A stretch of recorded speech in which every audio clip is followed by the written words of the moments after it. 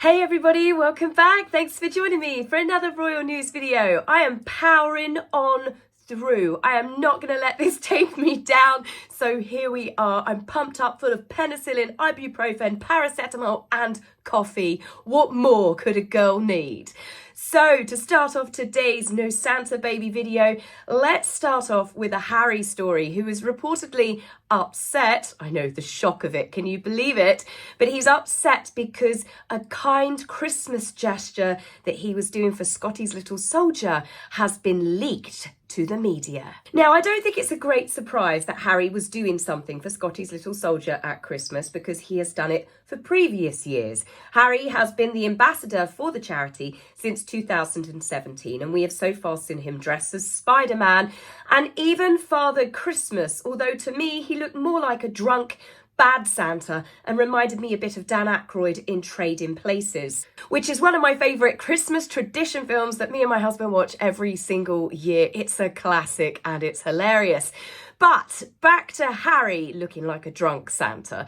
Well, this year it's slightly different. We've not been made aware that Harry was dressing up, but what he's done is he's invited the children by special decree to join him for a virtual Christmas party. Harry is intending to jump on a call with as many members of the charity as possible to wish them all a Merry Christmas.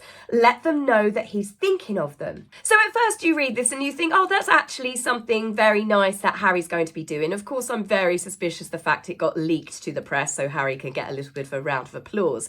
But the bit that got leaked, which makes me think this didn't actually come from Harry, not saying it didn't come from his camp, if you catch my drift, was the fact that it says that the questions from the children, this is an interactive Christmas virtual party, the children get to ask Harry questions, but they must be pre-submitted, pre-vetted from children. So I translate this as the reason why they want the questions in advance is so Harry and his team can pick the cutest questions, you know, the nicest things, the things that will give Harry a chance to come back with an equally cute and sweet answer. Rather than it being natural just chatting to the children, it's about ensuring good publicity. Most attendees will also be muted to manage the numbers, but 5 lucky members will be allowed to help him run the show and interact directly with him. How lucky indeed. But it gets even better. The finishing statement on the invite says, "This is your chance to get to know the Duke loads better and to find out what Christmas is really like for a prince." The Duke, just call me Harry, has certainly left the building. So they get a chance to take part in an interactive Christmas party where they get to have questions pre-vetted by Harry's team, and they might be able to get Harry to read out their question. They might be able to interact with him, and they get to learn about what Christmas is like for a prince. That's enough to warm even the coldest of hearts, isn't it? I can just feel the Christmas spirit radiating through the screen from all of you now. Just call me Harry. Oh dear, that man really does live in another bubble. But I'm sure it will be great fun and entertainment for the children at the time.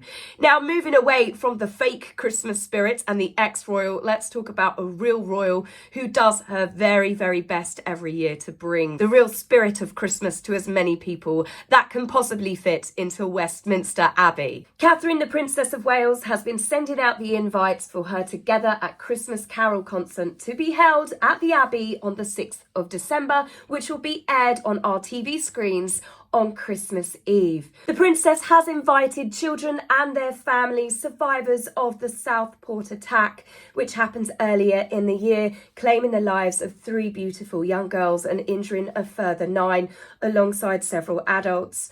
I think this is a very sweet gesture because it's showing the families they are not forgotten. This concert is about bringing people together, the importance of love and empathy, and how much we really still all need each other, especially in dark and difficult times. 1,600 people will be in attendance, made up of charity workers and volunteers, people that have gone over and above to help others, whether it be personally or through community projects.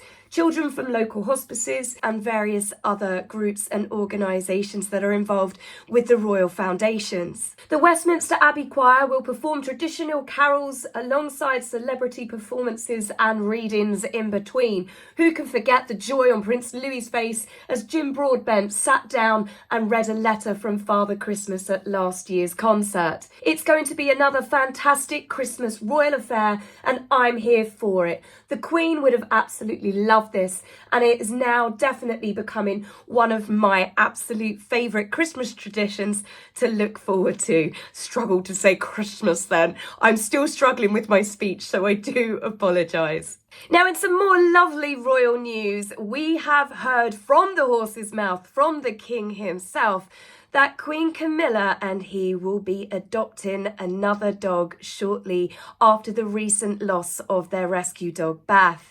The King was talking to Amanda Holden at the Royal Variety Show, which will be aired on our TVs between Christmas and New Year's Eve.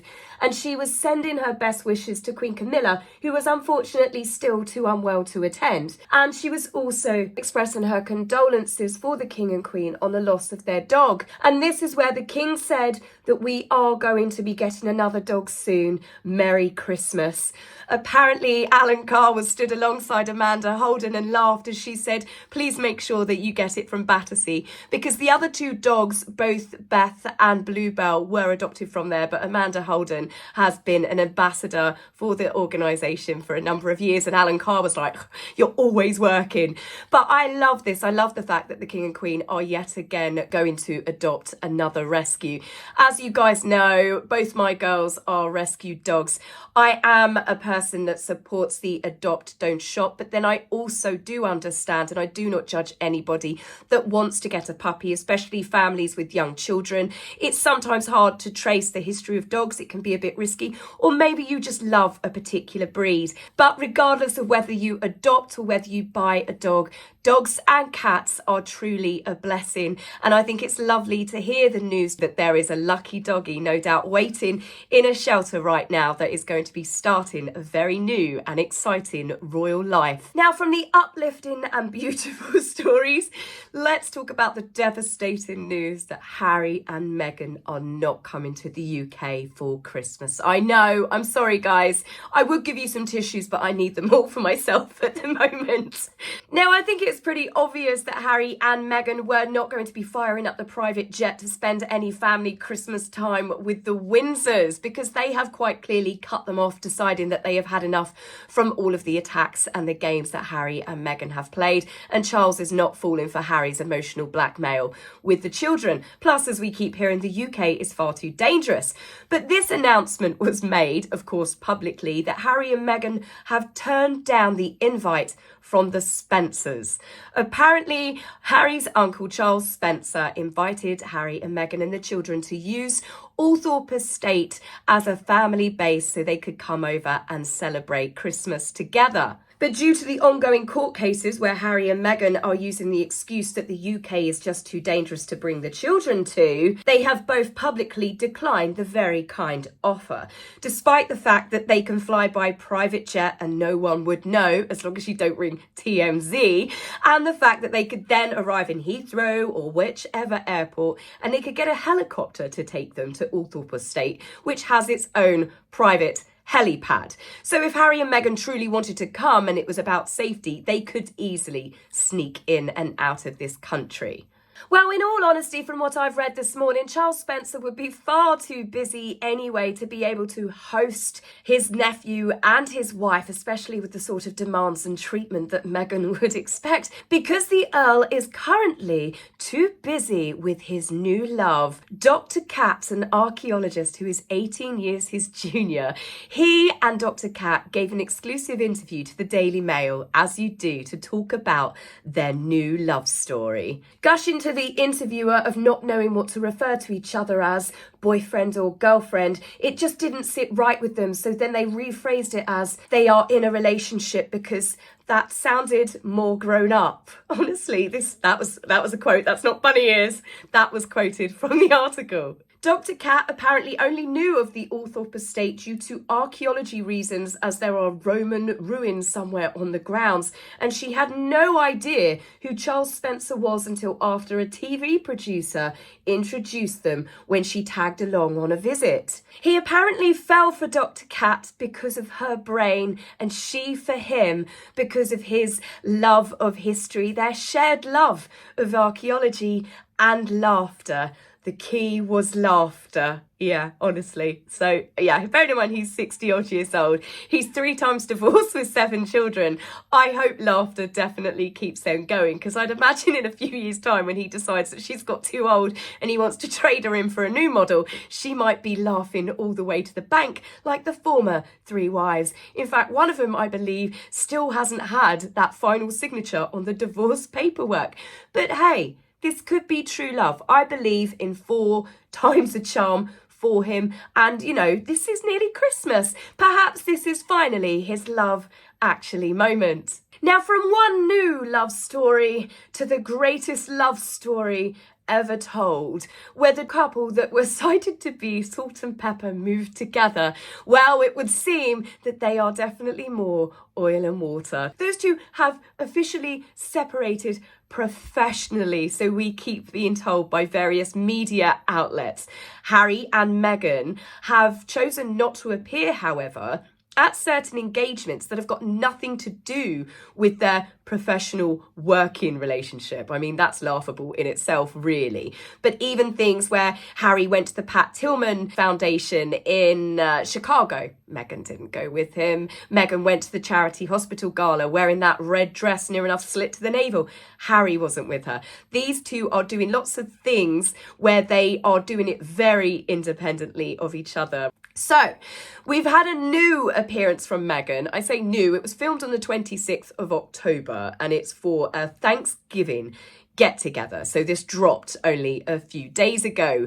Duchess Wrinkled Pants is back. Meghan met up yet again with the women from the Welcome Project for a Thanksgiving special and, of course, an interview exclusive with magazine Marie Claire. So Meghan's appearance is reportedly about empowering these women by bringing them together, okay?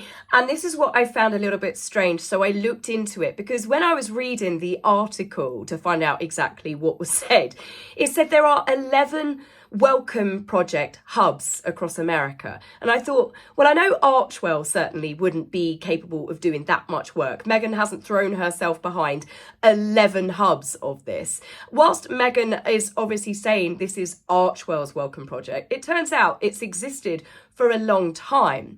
I think it works like a franchise. So Meghan has teamed up with the California one. So they've gone into a partnership together. It's not Meghan's initiative. These women, this organisation already existed, because when I looked at the other 10, they are linked to other organisations. The Welcome Project partnering with someone else, like this one has partnered with Archwell. So it's a bit like the Parents Network. We know, well, I say we, I got told by you guys that that already existed, but Meghan partnered with it. So now they promote it like it's theirs. It was the same as when they did that impact statement. They had partnered with a lot of charities, but they were selling it off like it was something that they had done. Now, I'm not saying that they didn't give donations to support these organisations, but they try and take full credit for it. For example, in this interview, Meghan talks about the book that she worked on, the cookbook, which was organised by the royal family. It was organised by, you know, all of the royal staff, and Meghan worked on that particular project. It was to do with the survivors of the Grenfell Tower, where lots of the women from the community got together. Meghan talks about how she was so inspired working with those women. That's why she wanted to do this. And again, obviously talking about the Welcome Project. And I'm like, this already existed before her. Now, as for this get-together that Meghan's organised, the women that are all photographed are from the organisation Mina's List. These are the women that teamed up with Archwell. And it was also held at Our Place, which is a women and immigrant-owned cookware company who had previously partnered up with Selena Gomez. And the food was prepared by Soho house chef Shane Fatemian. Yes, there's another Soho House link. So I want to know, at what part did Meghan have involved with getting those women together? The organisation existed before Meghan. The company that provided all of the cookware and the place of which they were holding the dinner, Our Place, existed before Meghan. And then the food wasn't created by Meghan. So aside from Meghan taking a photographer and having a publicity shoot, I'd like to know what actual input Meghan gave.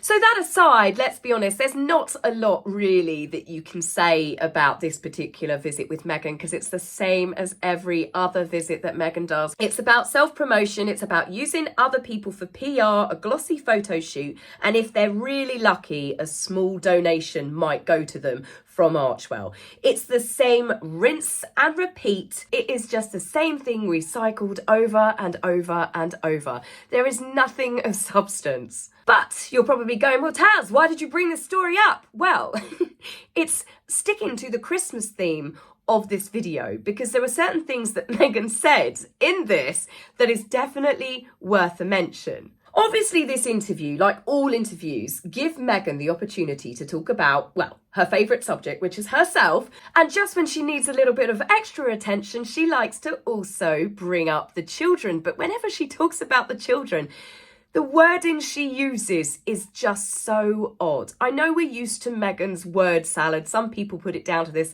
Californian Valley Girl stuff, but I have never heard anybody talk about their children the way that Meghan does. For example, they are talking about Christmas and the holidays, okay? So Meghan brings up the children and what they get up to at Christmas. Every single holiday is a new adventure, stressing it's important that Archie and Lily can experience the magic of traditions. Okay, fine. So when you think Christmas traditions that you get up to with the kids, elf on the shelf, baking cookies for Father Christmas, putting out carrots for the reindeers. Do you know what Meghan says? For Archie and Lily, she likes to create great recipes that they can end up connecting to a formative memory. What? What? I know. I'll read that again. I'll read it to you again. Great recipes that they end up connecting to a formative memory. That sounds like so much fun, doesn't it? Yay, in that house. But this is where it continues, and it goes into a bit of a sad undertone for Christmas, if I'm honest. I admit that my son no longer believes in Santa, and we commiserate over the Christmas magic that seems ever so fleeting. My son no longer believes at 5 years old. At 5 years old, some kids have just got to that point where they're beginning to understand that Santa Claus, or Father Christmas, brings them presents. 5 years old, but it's the way she says that they commiserate over the fleeting magic. What? 5 years old? I mean, I believed in the tooth fairy until I think I must have been about 9 years old when I set up a booby trap for my mum, found out the truth, and then I was the one that lost out because my mum turned around and said, well, if you don't believe in the fairy, I'm not giving you any money. So that was that. It's just so odd, isn't it, to talk about you commiserate with your 5-year-old. I mean, what do? Sit there propped up against the kitchen countertop talking about Christmas sucks, doesn't it? Yeah, Mum. Yeah, it does. He's 5 years old. It's really bizarre. It's always been strange about the way she talks about the children. For another example, as a mum with children, you're just enjoying having them there. As a mum without children, you wouldn't be enjoying having them there. It doesn't even make sense, does it? Why has she always got to say, as a mum? You know, it's like she's over-egging that pudding. You're a mum. Everyone knows you're a mum. Why don't you just say, my children, my son, my daughter? She doesn't.